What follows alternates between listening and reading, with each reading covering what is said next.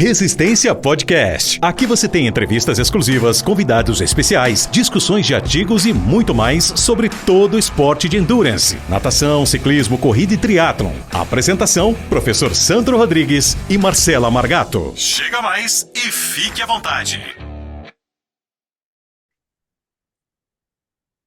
Salve, salve, amigos do Resistência Podcast. Estamos de volta para mais um episódio da quarta temporada, 4 anos no ar.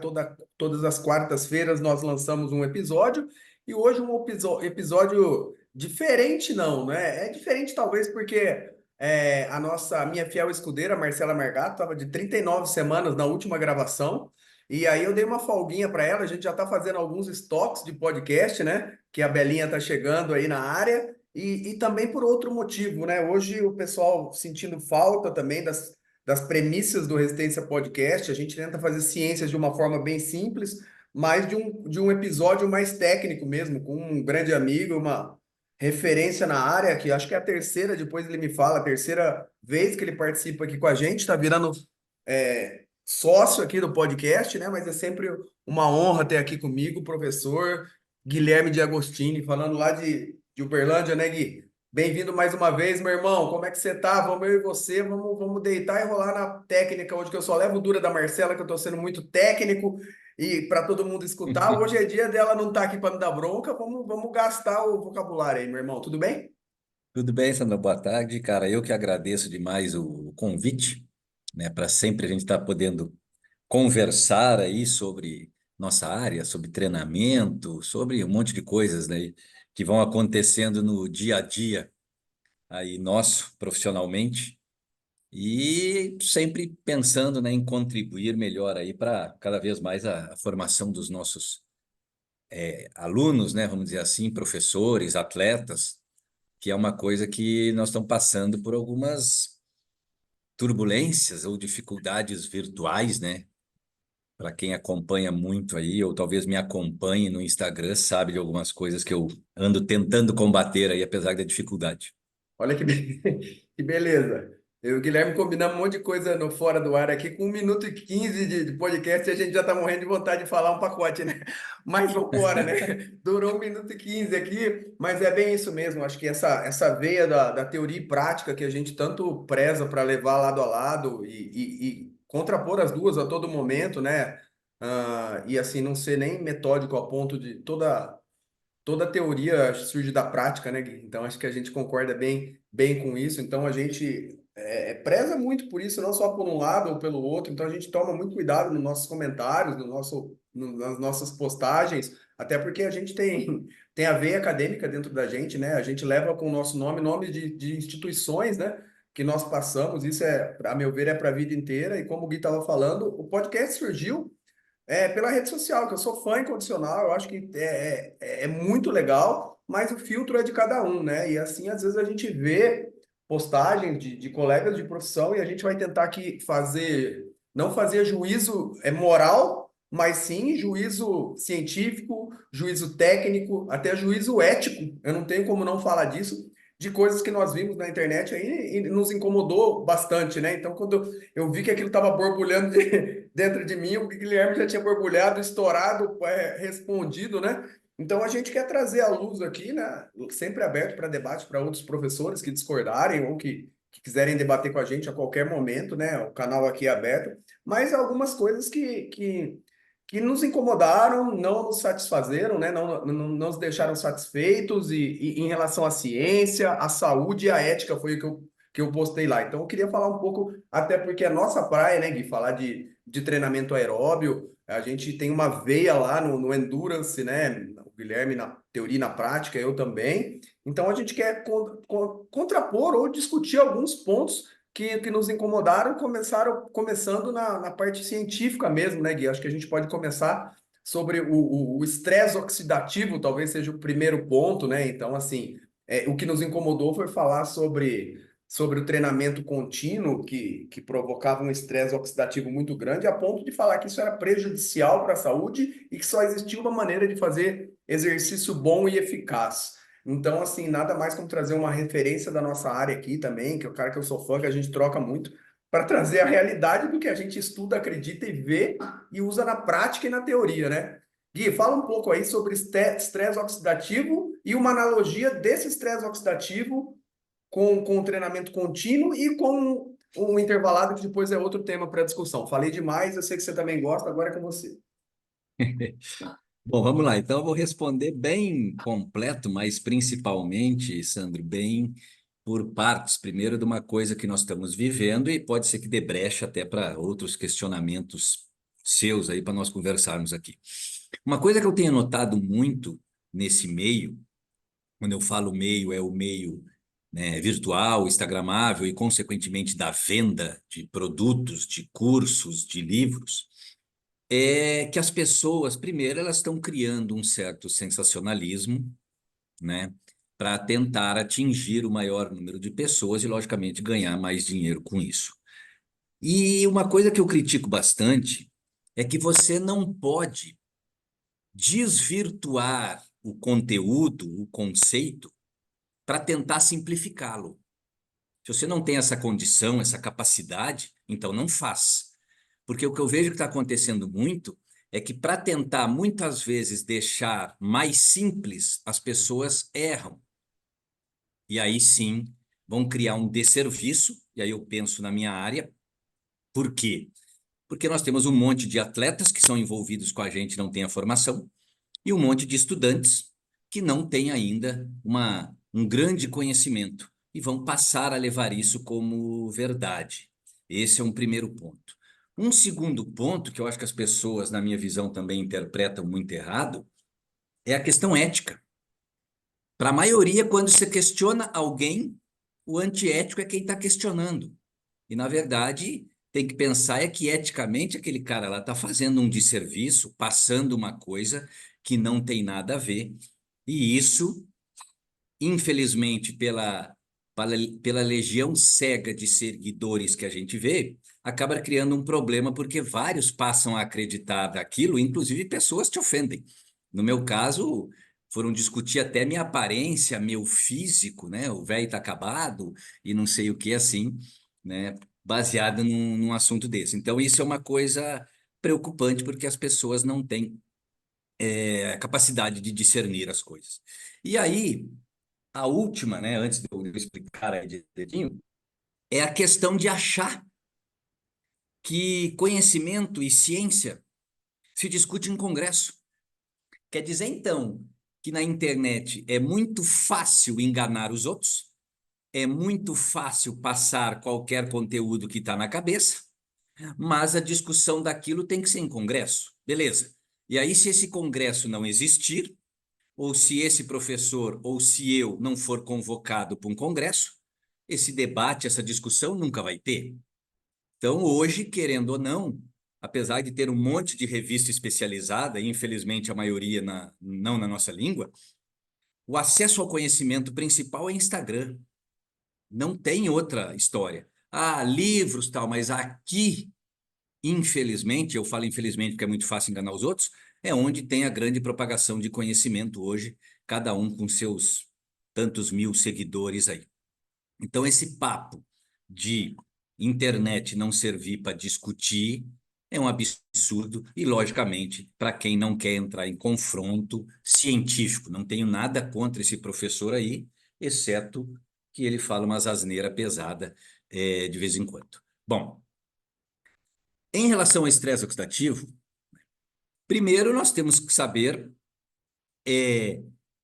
que essas espécies reativas de oxigênio, que mais antigamente lá atrás a gente chamava de radicais livres, né? Eles são substâncias produzidas durante o metabolismo aeróbio, né? E que essas substâncias, logicamente tendo a ver com o consumo de oxigênio, eles são produzidos em situação onde o consumo de oxigênio está aumentado. E esse aumento do consumo de oxigênio não quer dizer só por tempo de exercício, mas pode também ser por intensidade. Esse é um primeiro fator, né? Então, se for pensar, o exercício aeróbio, treinamento contínuo, correr uma maratona, como foi criado lá de forma até pejorativa, né? É muito prejudicial, isso e aquilo. espera lá, qualquer exercício que aumente o metabolismo tende a produzir espécies reativas de oxigênio. Um problema, e aí o primeiro problema criado por esse debate, essa tentativa de debate virtual lá por esse post, é que foi citado um artigo de 2013. Espera lá, é um conhecimento novo, que é de 1980 e poucos para cá, ainda estão tentando descobrir um monte de coisa, e aí pega um artigo de 11 anos atrás para tratar como se aquilo fosse uma verdade 100%. E aí mostrou realmente uma falta de conhecimento relacionado a esse assunto e também a questão de proteólise muscular e assim por diante, né? Também causada aí pelo exercício aeróbio em questão, como foi dito. Então, isso para situar. O exercício produz? Produz, aumenta o metabolismo, vai produzir. Tanto o exercício, e aí entra numa outra polêmica com outro professor da internet, né? A respeito do exercício aeróbio e exercício anaeróbio, aquela ideia, né, que está tentando ser passada aí, que também, para mim, confunde demais os alunos e deveria ser evitado. A questão do tudo ser aeróbio, né? Por quê? Porque exercícios de sprint aumentam a degradação de ATP mais do que o sistema fosfagênio de ressíntese consegue ressintetizar, e no final dessa via, vamos dizer assim, também vai ter produção de espécies reativas de oxigênio, inclusive numa condição ou numa concentração maior que a produção mitocondrial. Hoje a mitocôndria não é o primeiro dito vilão na produção de espécies reativas de oxigênio. Ou seja, exercício de sprint, né, o CIT ou RST, tendem a produzir mais espécies reativas de oxigênio do que a própria corrida de maratona, por exemplo. Então, esse é um primeiro ponto. E segundo, agora, e daí? O que tem a ver esse estresse oxidativo com o funcionamento nosso? Ah, estresse oxidativo envelhece, estresse oxidativo causa lesão, estresse oxidativo... Cara, o perdão da palavra, não iam nos inventar isso. Primeiro eu vou dar uma resposta de crença aqui. Não iam nos inventar isso se fosse para fazer mal. É lógico que isso é um mecanismo de sinalização, onde uma quantidade exagerada pode levar à fadiga naquele exercício e algumas coisas assim, com a finalidade até da gente interromper o exercício. Mas hoje o estresse oxidativo ele é muito mais visto como uma molécula sinalizadora importantíssima que nós temos, ok? Então, precisa parar com essa ideia de, todo mundo que corre é velho, todo mundo que faz aeróbio não sei o que lá, é magro, pega... Cara, não é bem assim, entendeu? Infelizmente, é vendido assim, mas completamente errado. Boa, Gui. E que fique bem claro, né, Gui, que a gente está aqui expondo porque foi falado do exercício contínuo, do estresse oxidativo, do quanto no quilômetro 20 da maratona é uma merda, né, velho? Que você tá fazendo? O que eu estou fazendo aqui? Então, assim, a gente não tem nada contra, pelo contrário, nós também trabalhamos, estudamos o exercício de alta intensidade, o CrossFit, e assim, numa época onde a saúde mental é o maior vilão da sociedade, onde o povo está cada vez mais inativo, mais sedentário, frente às telas. Às vezes o cara vai, o leigo vai ver isso aí, eu não vou fazer meu pedal, agora não vou mais pedalar no parque com minha família, porque o estresse oxidativo, né? Já que respirar faz mal. Então, assim, né, muito pelo contrário, mas você trouxe muitas evidências falando nisso, né, Gui? De até exercício de alta intensidade, do HIIT curto, o HIIT longo, o RST, o CIT, eles produzem pela intensidade uma maior quantidade desses, entre aspas, radicais livres e como resposta, do que um simples artigo falando, entre aspas, o contrário, né? Sim, e deixando bem claro, ou seja, tanto esses exercícios intermitentes ou intervalados de alta intensidade, né, ou os exercícios contínuos de longa duração, eles aumentam o metabolismo. E se aumenta o metabolismo, não tem como, tem a produção de espécies reativas. Beleza. Agora, a grande questão, de novo, é o e daí? Da onde inventaram que isso faz mal? Não é. Esse é um grande problema, porque senão fala assim, então é contraindicado fazer exercício de sprint, por exemplo? De jeito nenhum.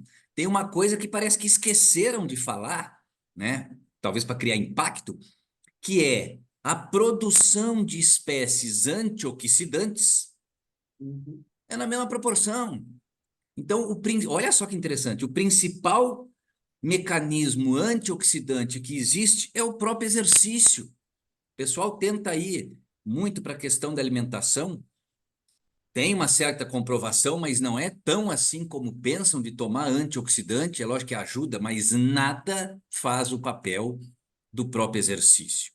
Então, nós temos que saber que existe esse balanço, existe produção e neutralização.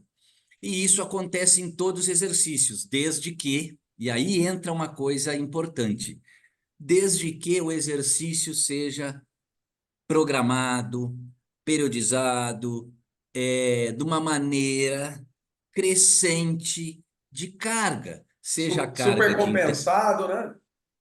Exato.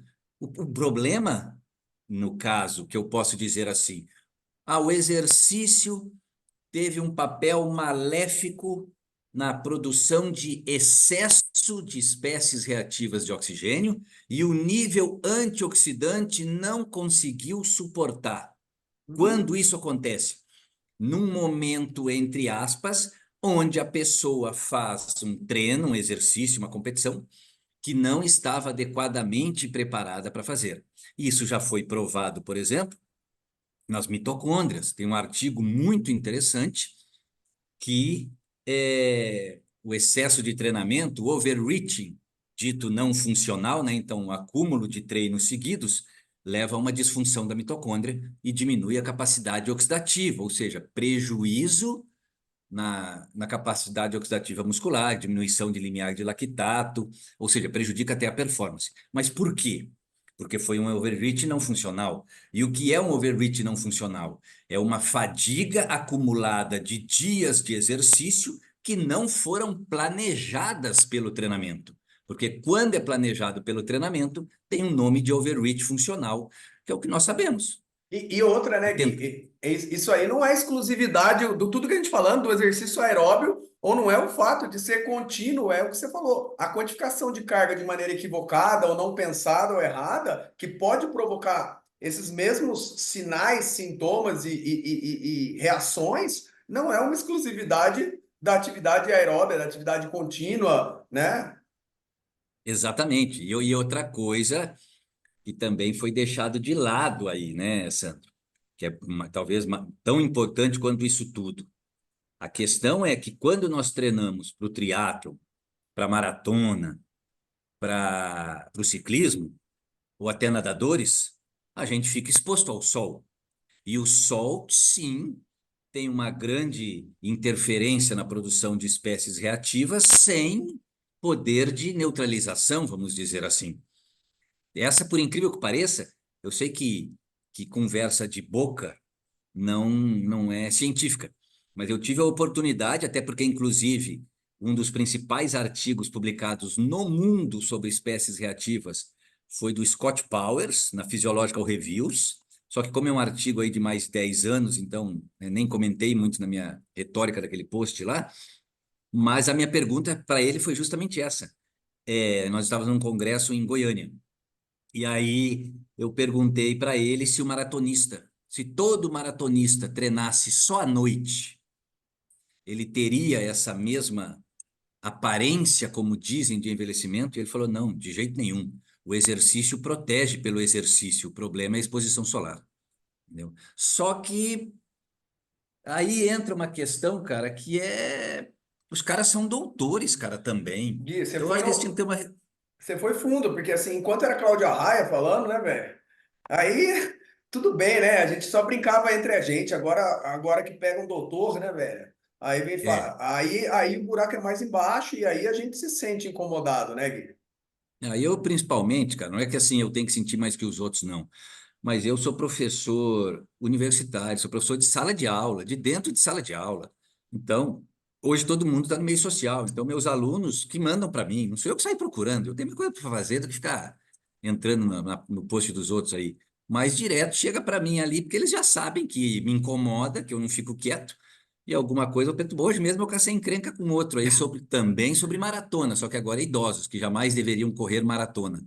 Cara, um monte de coisa errada. falando ainda de neutralizar o ácido lático. Para, rapaz, deixa o Jesus. ácido lático quieto. Meu Deus do céu.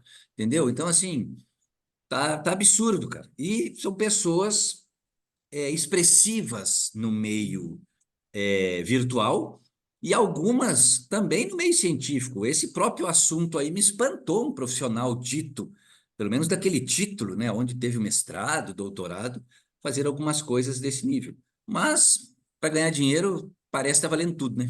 Exatamente, Gui. Então, assim, o que que a gente fica com receio, né? O que não se faz em troca de dinheiro, a gente também vende as nossas coisinhas ali, mas o fundo principal, eu acho, e ainda acredito muito nisso, é o brilho nos olhos, a gente ser apaixonado e ser ético. Então, assim, tá passando um pouco do ponto do a troca por compra ou por curtidas ou por seguidores, né? Tá passando um pouco Mas, do ponto. mas eu vou entrar num assunto aqui que tem a ver com isso. Cara, eu agora tô escrevi, foi para revisão, quero até aprofundar mais alguma coisa, apesar do que o revisor falou assim, cara, cada parágrafo seu é uma pancada da nuca. É escrevendo um livro sobre bioenergética dos domínios de intensidade. Só. Beleza. Eu tenho seu livro, cara, né? Cara, você, além de todo o conhecimento que você tem anos de prática no esporte de endurance, pratica o triatlon até hoje, treina pessoas para fazer isso. Então você tem os três conhecimentos necessários para ser um expert: a sua prática como atleta, a sua prática como treinador e o autoconhecimento, grande conhecimento teórico. Ok. O que eu vejo isso? Cara, hoje no Brasil qualquer um escreve livro, cara. É como diz aquilo que o papel aceita tudo. Então nós estamos numa onda de mandar informação para frente como se todo mundo soubesse muito. E não é assim. E o pior é que cria um corporativismo e aí um fica botando palminha no post do outro. Pegaram a onda agora de um defender o livro do outro falando. Cara, tudo bem. Quer ajudar seu amigo? Ok, mas tem gente aí que tem 5 anos de graduação e já está escrevendo aí como se fosse o Guyton, como se fosse o Bern Levy da fisiologia, né? Para lá.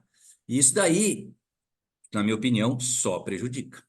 Boa, Gui. Obrigado pela parte que me toca. Vamos junto. Também sou seu fã, já falei, mas eu queria entrar num outro ponto aqui que eu sei que você estuda muito e que é um paradigma, é um clichê que meio aquilo que na minha época de faculdade, que falava assim, ai, saúde é diferente de performance, o atleta é um preço, paga um preço muito alto, vive menos porque o cara treina demais. E é outra conversa fiada aí também, né, Gui, que é importante, que muita e acaba trazendo pro recreacional, pro atleta recreacional, vira uma muleta enorme.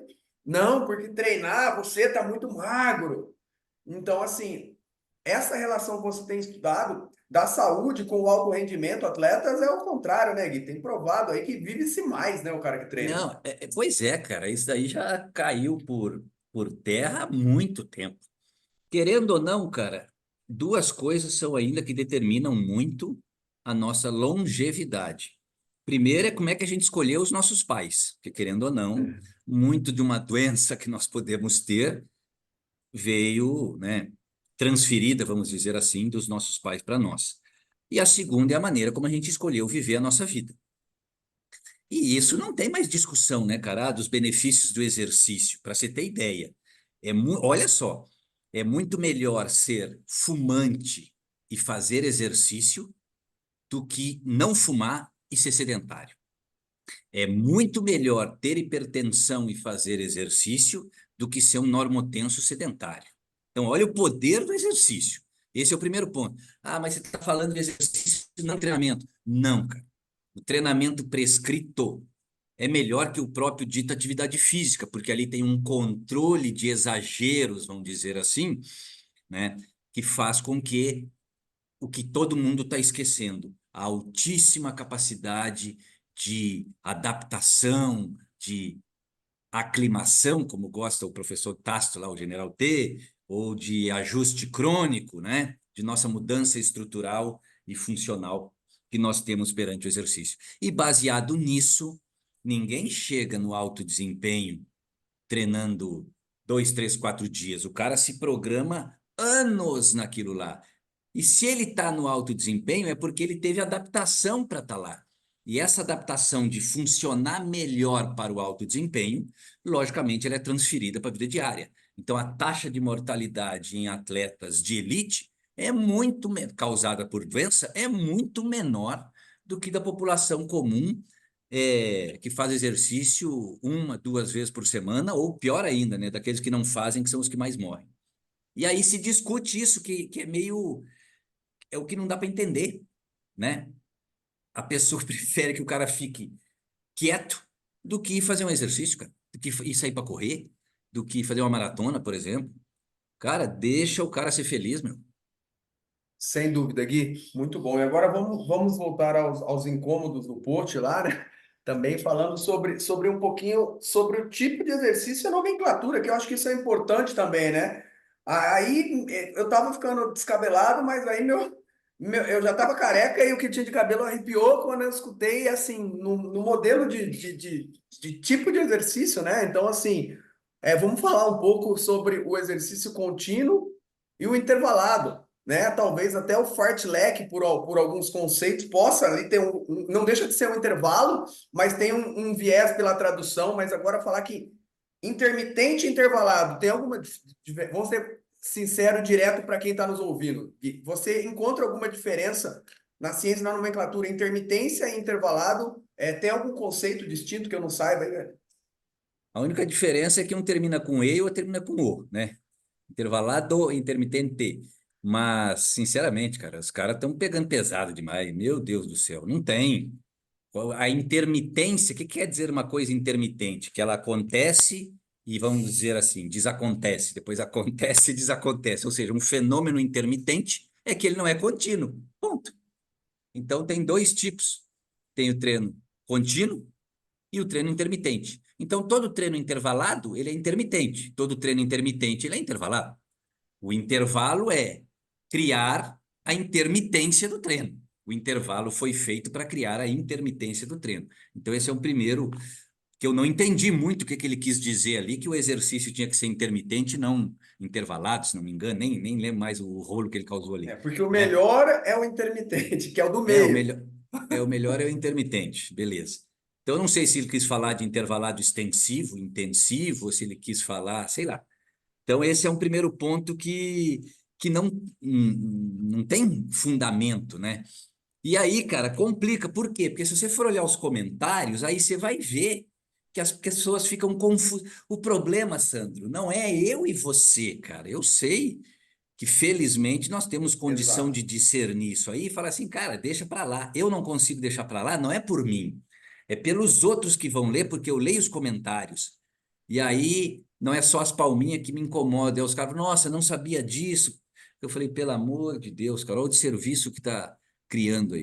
E é engraçado, né, Gui? Porque a gente começou o podcast falando de simplificarem demais algumas coisas, e aí você vai para o outro caminho. O que é simples, complica-se.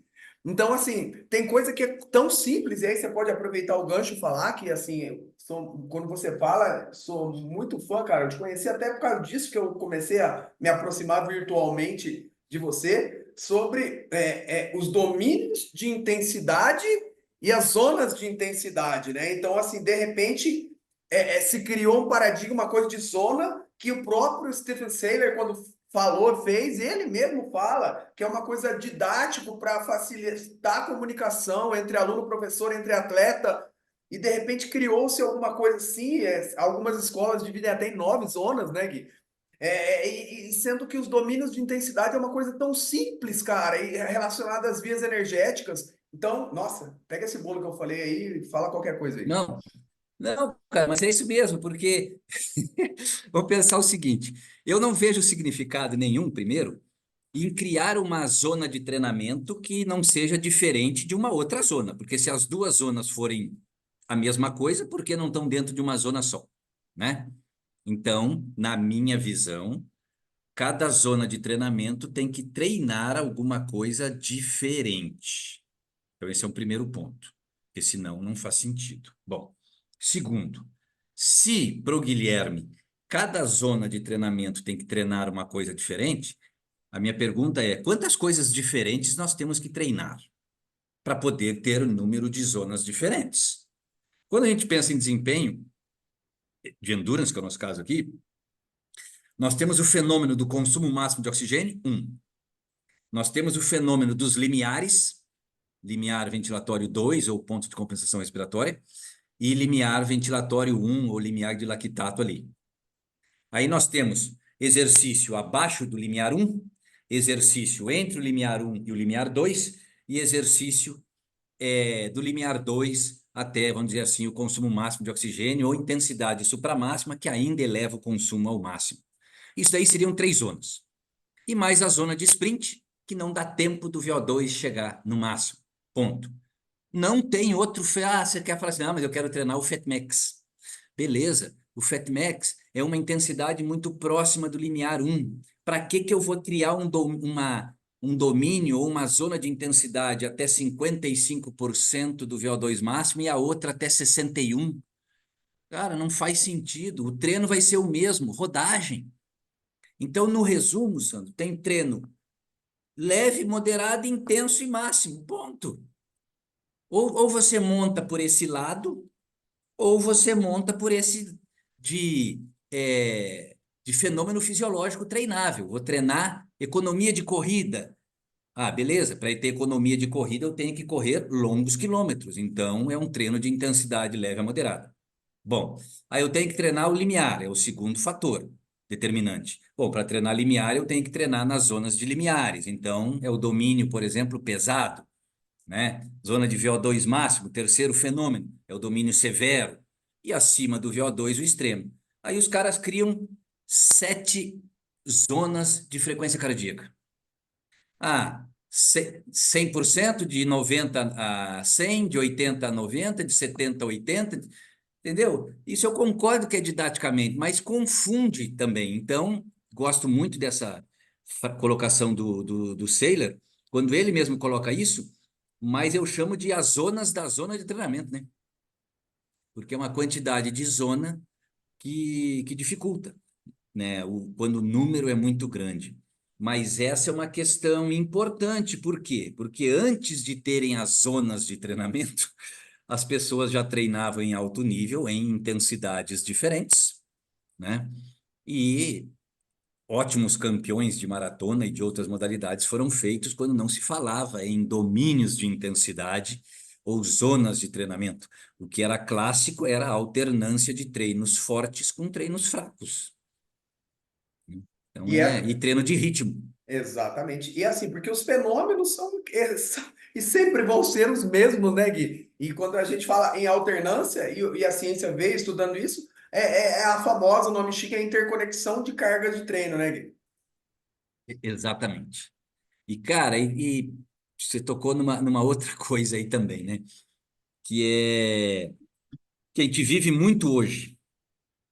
Quase todo mundo está pegando pesado nas cargas de treino. Controle de carga, controle de carga, controle de carga. Realmente seria ótimo se a gente tivesse condição de controlar perfeitamente as cargas. Mas, infelizmente, ainda é uma procura científica. Tem um artigo do Bulosa muito bom sobre isso, né? Tipo um ajuste preciso das cargas, onde ele defende usar o maior número de métricas possíveis, não uma só, porque nenhum controle de carga tem exclusividade de precisão para controlar o estresse e a recuperação do treinamento, nem variabilidade da frequência cardíaca, que é muito defendido, é uma ideia interessante, né, do sistema nervoso autônomo, mas sozinho não consegue. Então, nós temos que ter um certo cuidado, um certo feeling e saber que a individualidade biológica, pelo menos é o que eu uso na prática isso, ela está acima de qualquer pesquisa, porque nem sempre o resultado daquela pesquisa que tem uma conclusão baseada numa média se aplica àquele atleta ou àquela pessoa de forma específica.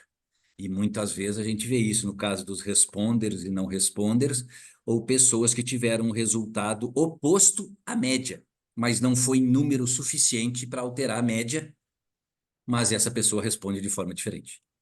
Perfeito, Gui, trazendo à luz a prática do que você falou, que eu concordo plenamente. E aí, assim, Quando o cara é ruim, porque daí também eu vejo, eu concordo com você plenamente, até porque eu vou falar, vou falar já, vai, que a parte mais importante, com toda a tecnologia que eu uso, o Training Peaks e o relógio, que eu tenho alunos por todo mundo, isso ajuda muito, mas a parte mais importante é a nota de percepção que ele me dá ao executar aquele treino. Eu falo que se ele não der essa nota, não interessa. Eu tenho indícios pela frequência cardíaca, eu tenho indícios pelos pace, eu tenho indícios pelas variáveis mecânicas, de ele colocar mais força na perna direita, aumentar o tempo de contato com o solo. Mas o que mais me interessa é a individualidade dele, a resposta para aquele momento do que ele sentiu com o treino. Mas, por outro lado, né, Gui, também a gente vê tanta gente que não estuda e usa a individualidade biológica como muleta para aplicar qualquer coisa. Então, assim, a gente tem É certeza disso, perigoso. mas é perigosíssimo, né? Até porque, para defender e para você dar um pitaco sobre isso tudo, o estado de prontidão do cara para aquele dia de treinamento, levando em consideração N variáveis, pode jogar a frequência cardíaca, o pace, os watts por água abaixo, né, cara? E vou te ser sincero, isso não é só na prontidão, é no durante.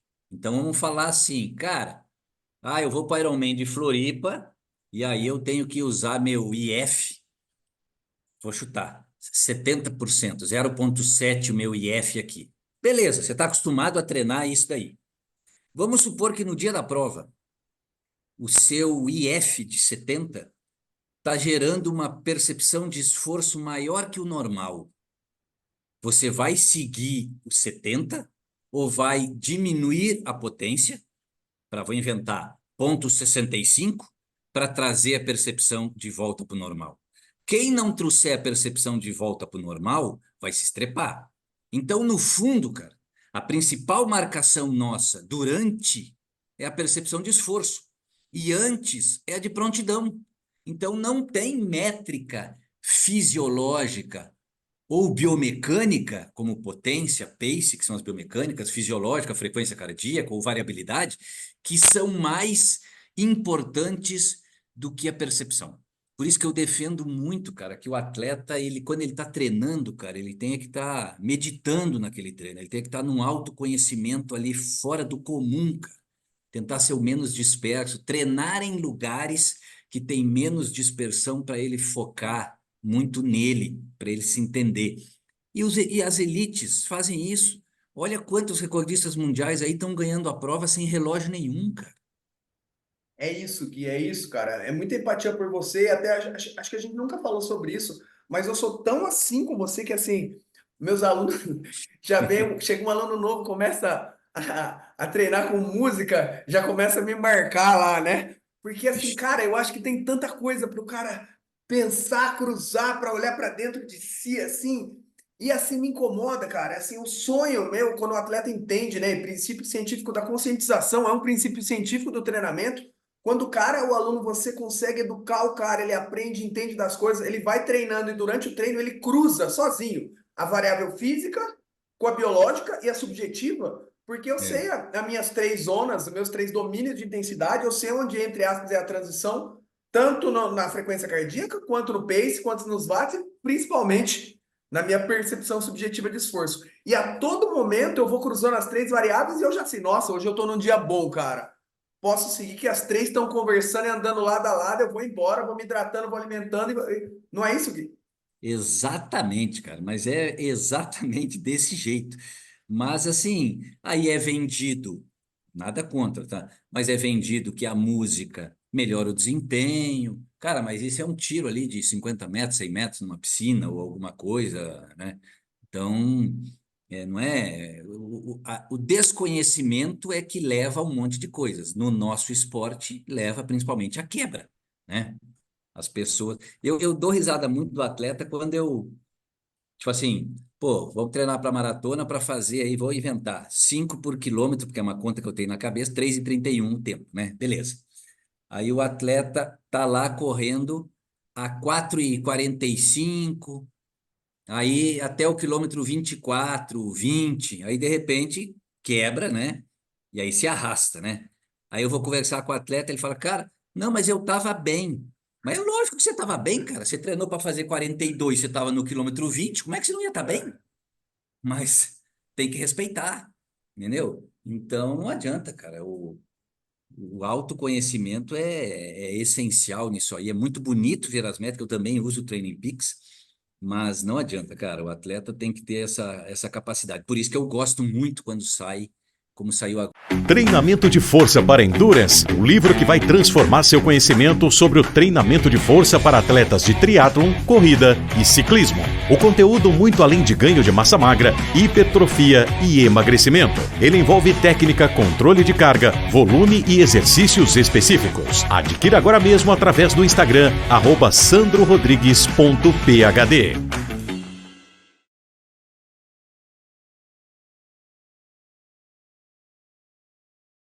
Agora, a menina aí que bateu o recorde da maratona com largada só entre mulheres, né? Correndo sem relógio nenhum. E um cara que foi terceiro lugar agora, se não me engano, em Londres, correndo com um reloginho daqueles laranjinha Verdade. digital e olha lá. Não, Né? verdade. O primeiro passo, assim, todo mundo que entra na assessoria aqui, independente de ser um aluno iniciante, principalmente, mas mesmo que seja um que já tem expertise, que venha de outra assessoria, as duas primeiras semanas de treino com a gente aqui é às cegas, com percepção de esforço, vira o relógio para baixo, treina na intensidade que eu estou pedindo e eu vou analisar os seus dados, a frequência cardíaca, o seu pace, os watts, mas eu quero nessas 2 semanas para ver se o cara se conhece. Gui, fecha aí um pouquinho Boa. sobre isso e tenta simplificar um resumo. Papo bom passa rápido, né? A gente tenta deixar como máximo 40 minutos, já estamos com 41 aqui, que é o que o pessoal fica no ar escutando, mas o seu eu tenho certeza, o pessoal vai escutar até o final, mas vamos simplificar. Então, o cara que quer fazer exercício, Gui, qual a dica que você dá? O cara que não é, tem muito atleta, muito praticante de exercício, que segue aqui, não é estudioso. Então, assim, tem exercício certo? Qual a dica que você dá? O que que faz mal? O que que faz bem para o cara fazer? Vamos tentar agora deixar bem simples esse podcast mais técnico que a gente fez, cara. E obrigado pela sua Tá. presença, viu? Ô, valeu, obrigado. Então vamos lá. Primeiro, por questões biomecânicas, não existe exercício errado, existe pessoa errada para fazer o exercício, né? Esse é um questão ponto. Em lado fisiológico, é lógico que o exercício promove alterações fisiológicas que também causariam para uma ou outra pessoa aquele exercício poderia ser um caso contraindicado, né? Mas a pessoa teria que ter, logicamente, um problema para isso. Mas a preconização geral nossa é que primeiro a pessoa passe, logicamente, por uma boa avaliação médica, para ver realmente que não tem nada aí de descompasso para fazer o exercício, e depois por uma avaliação de aptidão física, aí já é com o treinador. Por quê? Porque essa avaliação de aptidão física é para fornecer subsídios para uma prescrição do exercício. Não é para saber se o cara está doente ou não está, pode ou não pode. É simplesmente para eu montar um treino a 70, 80, 90, eu preciso saber o que que é 100. Se eu não souber o que que é 100, fica difícil saber o que que é 50, 60, 70. Então, esse é o primeiro ponto. E para isso funcionar direito, a pessoa tem que ter, logicamente, um treinador. Uma coisa que conseguiram fazer no Brasil, apesar de, né, ter ainda muito sedentário, é aquela ideia de massificar. Foi até aí em São Paulo, né, o Agita São Paulo, com o Matsudo, aumentou um pouco as pessoas que fazem atividade física. Só que só atividade física não é suficiente. As pessoas têm que fazer exercício. E o exercício ele é prescrito por um professor de educação física. E aí, logicamente, você procura algum recomendável que as pessoas realmente falam muito bem, já que você não vai ter condição de avaliar o currículo do treinador, vamos dizer assim, vai muito por esse lado aí que pode ajudar. Mas é imprescindível ter uma prescrição correta, até porque o principal fator desencadeador de lesão não é o quanto que você corre, mas o quanto você aumentou o volume de corrida. Né? Perfeito, Gui. E aí, assim, ó, ainda bem que a Marcela não está aqui para boicotar a gente, né? E deixa o tempo rolar. E já me veio outra coisa à cabeça, porque falar que eu tenho a honra, né, de ter o Guilherme no corpo docente do Instituto Valorize na pós-graduação em Endurance, que é um marco nacional e internacional também, com os professores que estão lá. E o Guilherme falou disso, né, Gui? Às vezes também cria paradigmas e cria um monstro, porque você é um professor da disciplina, você fala sobre testes e avaliação, e às vezes as pessoas que precisam ter aparelhos caríssimos de última geração para a gente conseguir avaliar o nosso aluno e assim, não, eu não tenho essa análise de troca de gases disso.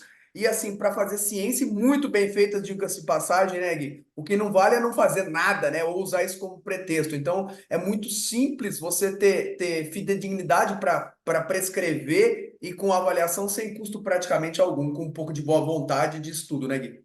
Eu sou demais que eu conheço um dos que mais defende, né? Avaliar o desempenho para prescrever para o desempenho, né?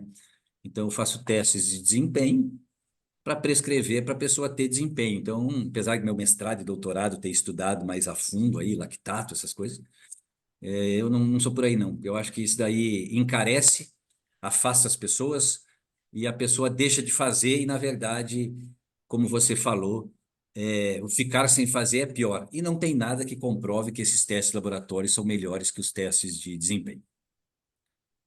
Isso Fechou, aí. Guizão. Muito obrigado mais uma vez. Então, para ficar, não é para ficar sem respirar, que senão morre, né? Se ficar sem Ah, respirar, não é a maneira hum, de viver mais. Ficar sem respirar, morre de meu, hipóxia. meu Deus do céu, E muito essa obrigado. Vamos respirando. Você respira para você falar com calma. E obrigado, é, Gui. Tamo junto. valeu, Até a próxima, meu irmão. Deixa suas redes valeu. sociais aí, da onde você é, onde o pessoal te acha e aonde você está lecionando agora. Se você trabalha com planilha, vende seu peixe aí para a gente fechar. Meu irmão, um beijo no seu Não, coração, viu? eu sou professor aqui da Universidade Federal de Uberlândia, tenho um grupo aí do Força para Endurance, né, que nós trabalhamos também com prescrição de treinamento de força para atletas de endurance, sou treinador de trail e de vez em quando de triatlon, agora assumi corrida de aventura também, né, vou treinar uma equipe para corrida, a modalidade corrida no esporte corrida de aventura, interessante. E isso daí. E gosto mais de estudar e causar umas Qual, confusão no qual Instagram. que é a sua rede social? Fala aí pros caras, o seu Ah, Instagram. meu nome é Guilherme Goulart de Agostini e meu Instagram é G de Agostini.